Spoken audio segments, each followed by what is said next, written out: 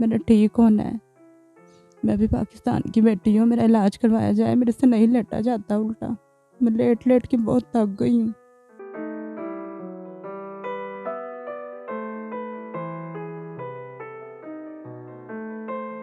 मेरा दिल करता है मैं भी चलूँ, मैं भी बैठूँ उठ के अपनी बच्ची को देखूँ, पर मैं नहीं हिल सकती। मेरा इलाज करवाया जाए, मेरा ठीक होना है बस।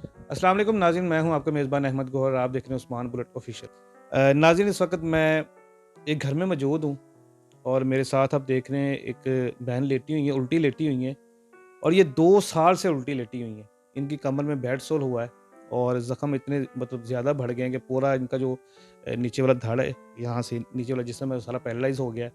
इनके साथ ये मामलात कैसे हुए हैं, ये इन्हीं की ज़ुबानी जानते हैं। मेरी शादी हुई है।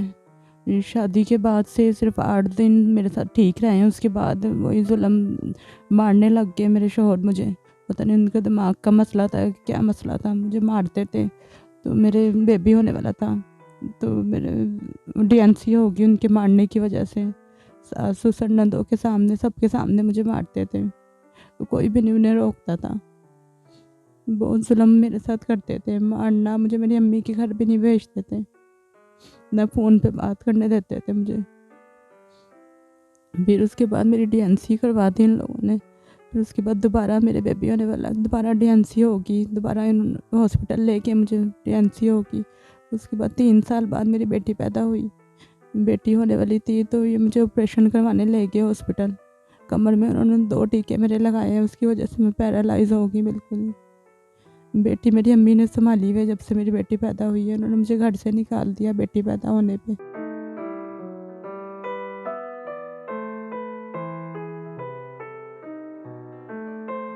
जो 2 पहले डीएनसीयाँ करवाई उन्होंने, वो सिर्फ़ इस वजह से करवाई कि बेटी है। हाँ जी, बेटी की वजह से करवाई है। तीसरी फिर बेटी हुई तो उन्होंने आपको घर से निकाल दिया। हाँ जी, तीसरी बेटी हुई है तो मुझे घर से निकाल दिया।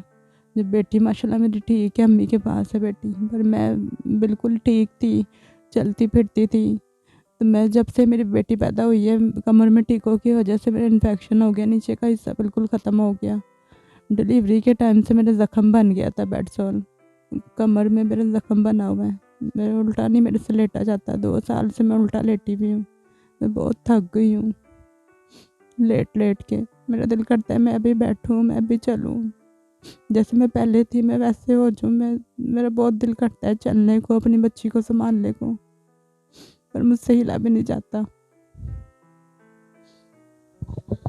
नाज़रीन, जैसा आपने सुना है कि इनके ससुराल वालों ने बेटी पैदा होने पे इनको घर से निकाला है। इससे पहले भी 2 बार जब उन्होंने इनको हमल ठहरा है, तो उनको पता चला कि पेट में बेटी है, तो उन्होंने डीएनसी करवा दी 2 बार और तीसरी बार फिर जो है ना वो बेटी पैदा हुई है, तो इनको जो है ना वो घर से निकाल दिया।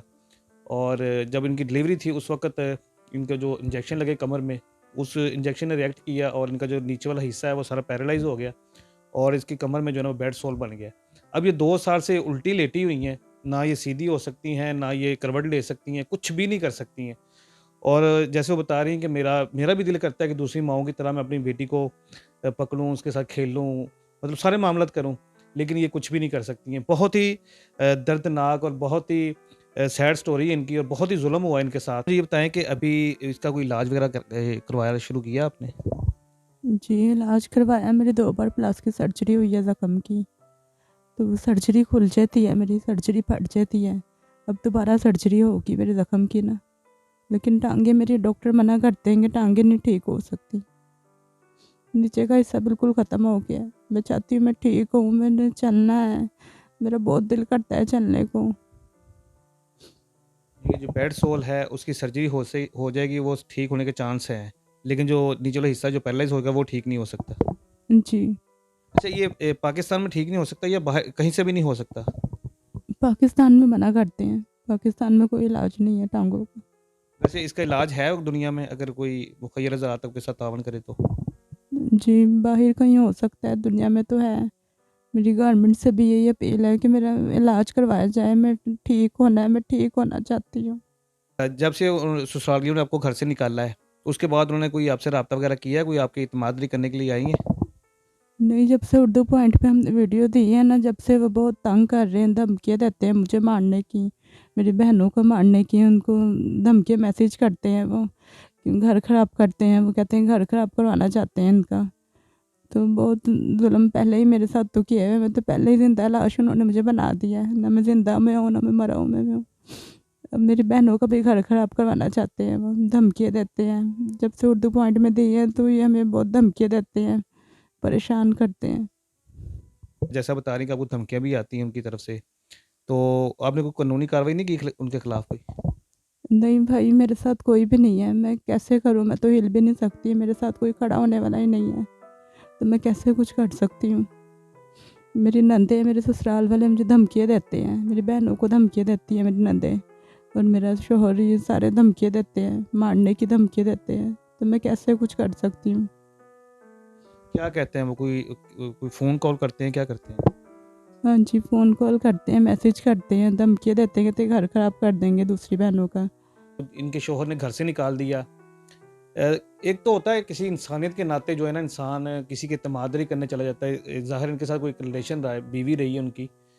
उल्टा इत्मीनान करने की बजाय इनको उल्टा धमकियाँ दी जा रही हैं, इनको भी, इनकी बहनों को भी, कि अगर आपने दोबारा किसी चैनल पे या मीडिया पे आने की कोशिश की, हमारे खिलाफ कोई बात की, तो आपकी बहनों को भी मार देंगे, उनके घर भी उजाड़ देंगे, और बहुत सारे मामला कर रहे हैं। और ये बता रहे हैं कि मैं अकेली हूँ, मेरे साथ कोई भी नहीं है, ना कोई बहन, ना भाई, ना कोई ऐसा कोई भी खड़ा होने वाला नहीं है, ना इनका कोई इलाज कराने वाला है, ना इनको कानूनी कार्रवाई करने वाला है। जो इनके साथ, क्योंकि ये खुद तो खुद कुछ कर नहीं सकती, एक जिंदा लाश की तरह लेटी हुई हैं। तो इनके साथ कोई भी नहीं है जो इनके साथ खड़ा हो सके, इनके लिए आवाज़ बन सके, या इनके साथ मिल के उनके खिलाफ कोई कार्रवाई कर सके, ऐसा इनके साथ कोई भी नहीं है। मतलब मुझे ये बताएं कि जैसा आप उल्टी लेटी हुई 2 साल से ही, तो किस तरह से मामला चलते हैं आपके, कौन संभालता है आपको? मेरी बहन संभालती हैं, और उसकी भी शादी होने वाली है। जब उनकी शादी हो जाएगी उसके बाद क्या होगा? उसके बाद कोई भी नहीं है ऐसा जो मुझे संभाले। दूसरी बहन छोटी है, वो संभाल नहीं सकती मुझे। ये आपकी वीडियो जो है वो बहुत सारे मुखय्यर हज़रात भी सुन रहे हैं, ठीक है। पीटीआई के अभी पीटीआई की हुकूमत चल रही है, तो वो उनके नुमाइंदगान भी सुन रहे हैं, उनसे कोई अपील करना चाहेंगी आप? जी, गुलजार वज़ीर आला पंजाब से मैं रिक्वेस्ट करना चाहती हूँ कि मेरा इलाज करवाया जाए, मेरा ठीक होना है। मैं भी पाकिस्तान की बेटी हूँ, मेरा इलाज करवाया जाए, मेरे से नहीं लेटा जाता उल्टा। मैं लेट लेट के बहुत थक गई हूँ।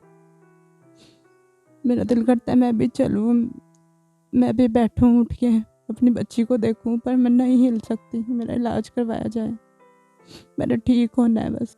चीफ जस्टिस ऑफ पाकिस्तान से रिक्वेस्ट है, मेरी दरख्वास्त है कि मुझे वो धमकियाँ दे रहे हैं मुझे मारने की। मैं तो पहले ही मरी हुई हूँ, और मुझे इस हाल में पहुँचा के भी मुझे धमकियाँ दे रहे हैं मारने की। मेरी बहनों के घर उजाड़ने की धमकियाँ देते हैं। इनके खिलाफ कानूनी कार्रवाई की जाए, मेरे साथ कोई भी नहीं है, मेरी मदद करे। चीफ जस्टिस ऑफ पाकिस्तान से रिक्वेस्ट है कि काइंडली लाजमी इस वीडियो को देख के आप एक्शन लें। ये हमारी बहन 2 साल से उल्टी लेटी हुई है। अगर पाकिस्तान कानून से के हिसाब से देखा जाए तो इनके ससुरालियों के ख़िलाफ़ 2-3 केस बनते हैं। क्या केस बनते हैं ये आप मुझसे बेहतर जानते हैं।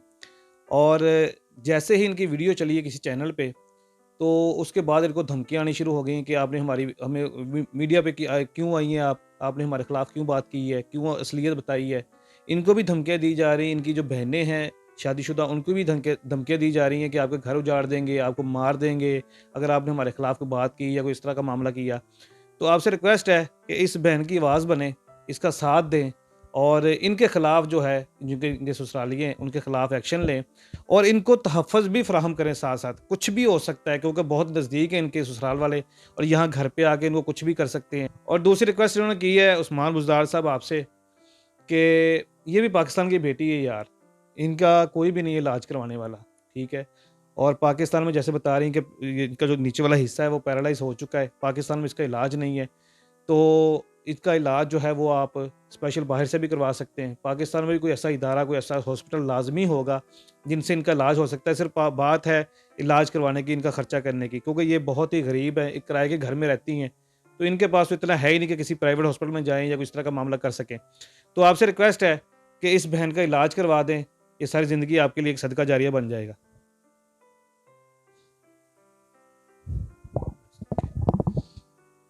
बस वाइंड अप हो गया, तो इंट्रो देना होगा। और इसी के साथ नाज़रीन, अगर कोई मुखय्यर हज़रात इस वीडियो को देख रहे हैं और कोई बंदा इनसे रब्ता करना चाहे या इनका कोई इलाज करवाना चाहे तो इनका नंबर स्क्रीन पे आ रहा है, इनका बैंक अकाउंट भी आपकी स्क्रीन पे आ रहा है। आप इनको डायरेक्ट पे जो है ना वो कुछ देना चाहें वो भी दे सकते हैं। इनसे रब्ता करके इनके घर भी आ सकते हैं, इनकी हालत देख सकते हैं, इनका इलाज भी करवा सकते हैं, जैसा भी आपको आप करना चाहें। इसी के साथ अपने मेज़बान अहमद गौहर को इजाज़त दीजिए और देखते रहिए उस्मान बुलेट ऑफ़िशियल।